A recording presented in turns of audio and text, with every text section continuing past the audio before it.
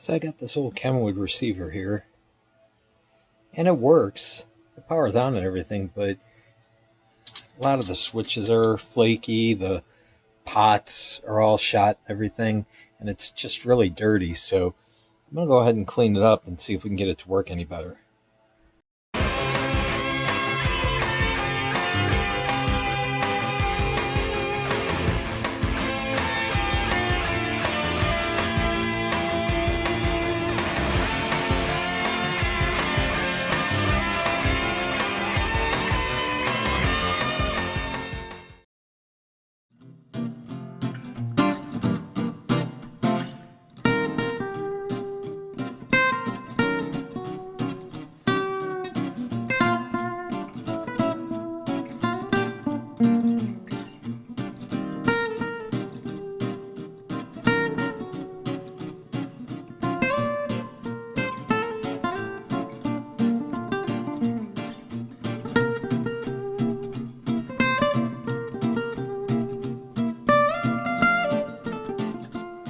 Yeah, as you can see, that's pretty dirty.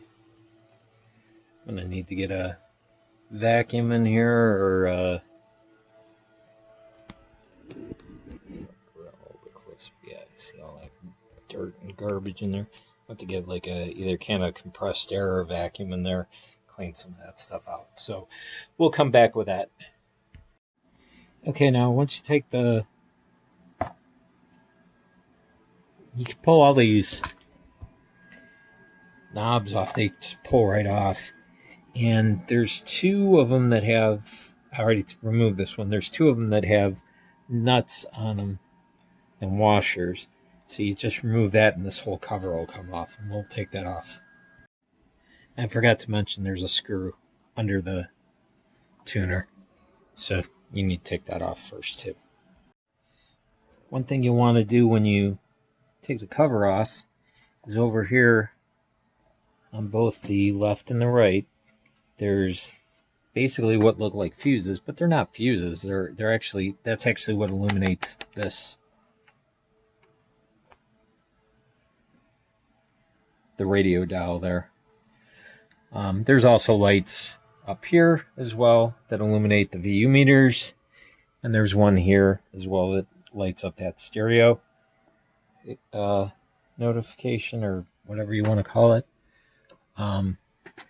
I replaced all of these now with LEDs. There's kits that you can buy for just about any model of stereo, but you can find a specific one for this on eBay. If I can still find it, I'll link it in the description below. But it's really easy. It's just like a fuse. You pop the old one out, pop the new one in, and that's it. And then up here, they work like regular kind of light bulbs and that. You just remove the old light bulb. I did not change this one out. I'm not really sure why I didn't, but maybe I should do that. I could probably do that. Yeah, so, and then you can replace them with like colored LEDs and that. Changes the color of the face of this, so yeah. But this just helps you get in a little bit closer, a little bit, more in here to be able to clean things up a little bit better. Also, if your tuner, the string on your tuner breaks, you're going to have to take this off, and this is where the string is. It all goes around here and then back around there and that. So, yeah. All right, so we got in there with the compressed air, cleaned it out a little bit. Now what we're going to do is some of these pots here, like here, all those, we're going to hit them with some CRC cleaner, especially this one. There's a few others here. This one all the way over on the end. One all the way over on the end deals with the power. But basically, you just go in here with the spray and just spray the crap out of it. I'm going to get the little hose so I can really get in there and spray it around. So we'll do that, and then we'll come back and see if that made any of a difference. One of the other things I did on this, there was a bunch of spots on it. You can still see some of the residue in that because I'm not really done yet. But there was a bunch of look like soda spill spots on there. So I just went at it with just a regular old toothpick. Just go in there and just kind of rub it along and go back afterwards with some spray and clean it up. So I'm going to keep working on that, trying to get this to look better. You can also bring in a toothbrush too. And just really get in there with the toothbrush and clean it up. That helps sometimes in here too as well. You can get some alcohol and go in here and clean up the boards and that. But I'm going to keep working on this and get it nice and clean. And then we'll put it all back together and see if it works. Okay, so where we're at right now. Put some light on here. I tried to do a better job of cleaning this out. Obviously, it's a little better than it was before, but it still could use quite a bit of cleaning. And as you saw, we went ahead and sprayed down all the pots in that with the CRC electronic cleaner. And when you do that, you basically go down to these knobs and just kind of work it in. And turn everything all the way down.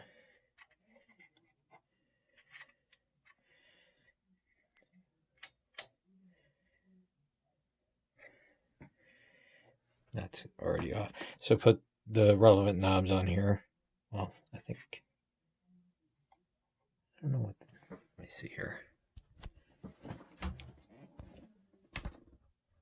That one's just balanced, so.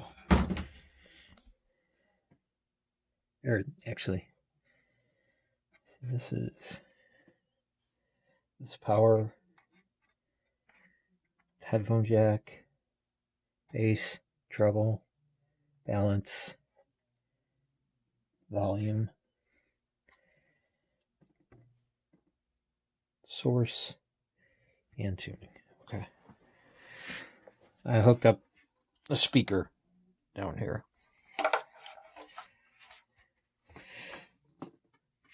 Before, even to turn this thing on, you had to wiggle this switch to even get it to function. So the first setting is phone or headphones, and then it goes to speaker A.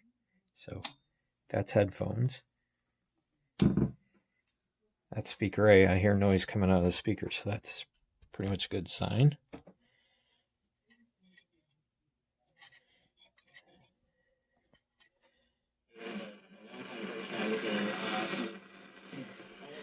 Right now it's on AM. Change it here.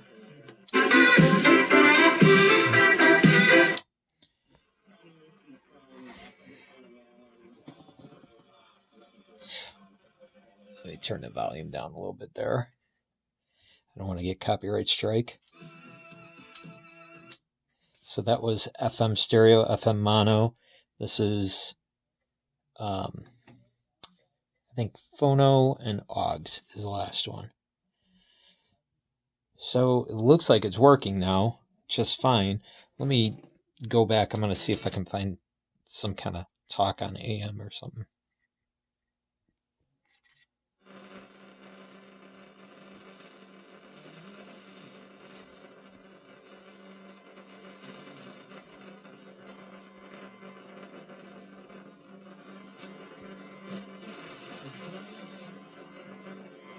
Probably not. I don't have an antenna hooked up, so.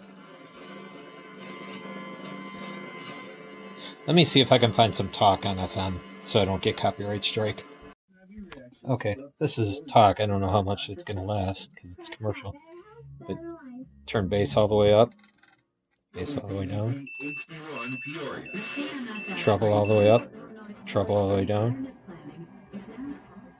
That's fader. I only have one speaker plugged in right now. So that seems to work. Treble, bass, everything seems to work. So I'm going to go ahead and put it back together, and we're going to hook something else up to it and see if we can get, like, I don't know, something to play through the aux port.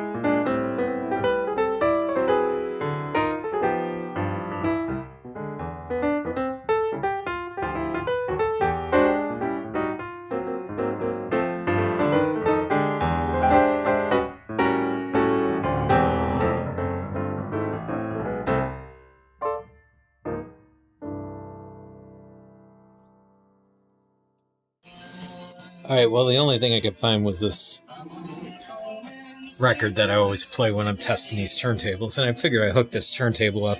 Volume is all the way down on this, so it's not coming out of these speakers at all. It's just coming out of this one down here.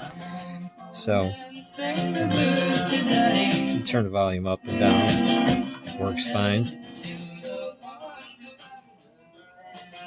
Bass and treble go down and up. No issues there.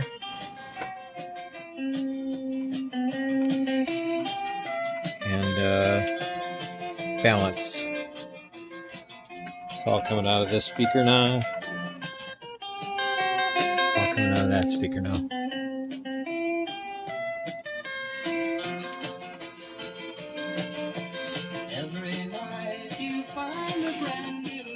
And then you can switch it to headphones, turns off, speaker A, speaker B. I don't know, speaker A and B doesn't seem to work, but it's probably because I don't have anything hooked up to B. And then the tape monitor, you switch to tape, loudness on and off. Goes from aux to phono. This thing I think has got a preamp in it, so that's why it's on the aux line. FM, AM, everything seems to... Check out the QI Rewind podcast anytime at 933 The Drone. Switch just fine. So I'd say that was a success. A little more cleaning it up and it'll be ready to go back into service. So yeah, if you have any questions on this, leave them in the comments below. Otherwise, we'll see you on the next one. Thanks for watching.